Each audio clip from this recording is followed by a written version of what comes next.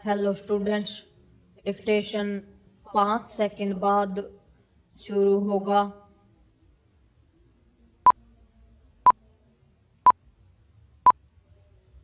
Start. Prayagraj और साथ ही उसके आसपास के शहरों में ट्रैफिक जाम की समस्या केवल यही नहीं बता रही कि बड़ी संख्या में लोग अपने वाहनों से महाकुंभ पहुंच रहे हैं, बल्कि यह भी इंगित कर रही है कि शासन प्रशासन यह अनुमान नहीं लगा सका कि अधिक संख्या में श्रद्धालुओं के आने का सिलसिला कायम रहेगा। यह भी स्पष्ट है कि सार्वजनिक परिवहन के उतने साधन उपलब्ध नहीं कराए जा सके जितने आवश्यक थे। पहले माना जा रहा था कि महाकुंभ में मुख्य स्नान के अवसरों पर ही बड़ी संख्या में श्रद्धालु आएंगे, लेकिन ऐसा लगता है कि लोगों ने यह समझा कि महाकुंभ के आखिरी चरण और मुख्य स्नान से इतर दिनों में भीड़ कम होगी, इसलिए तब जाना अधिक उपयुक्त रहेगा। इसी का परिणाम यह हुआ कि प्रयागराज पहुंचने वाले सभी रास्तों पर कई किलोमीटर जाम देखने को मिल रहा है। चूंकि प्रयागराज आने वाले श्रद्धालु चित्रकूट, वाराणसी, मिर्जापुर, अयोध्या भी पहुंच रहे हैं, इसलिए इन शहरों में भी जाम लग रहा है।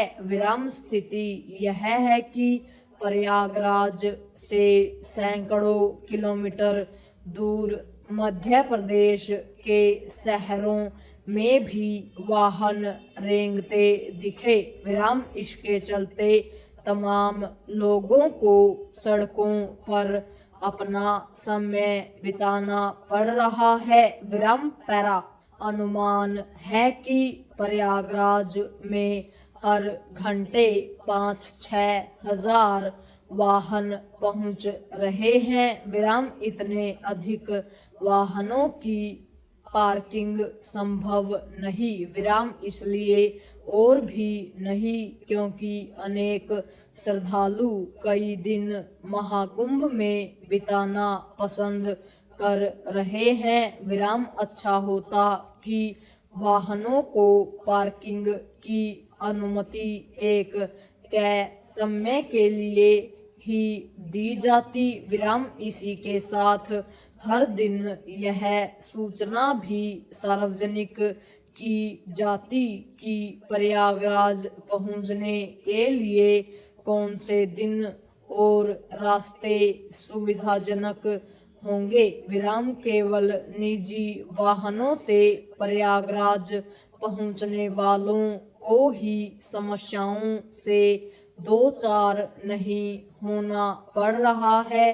विमानों, ट्रेनों और बसों से जाने वालों को भी मुश्किलों का सामना करना पड़ रहा है। ऐसा न होने पाए, इसलिए सरकार को पहले से तैयार रहना चाहिए था और हालात के हिसाब से तत्काल रणनीति बदलनी चाहिए थी।